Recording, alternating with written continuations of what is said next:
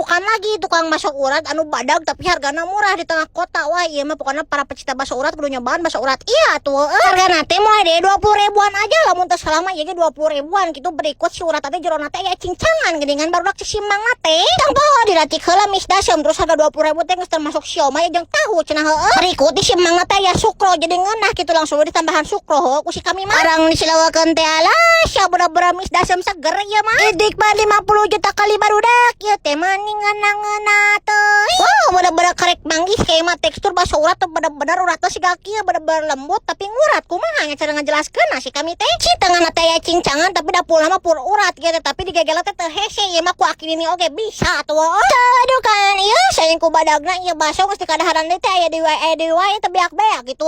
Dejer liasina teh waduh kan ieu teh mendingan pisan.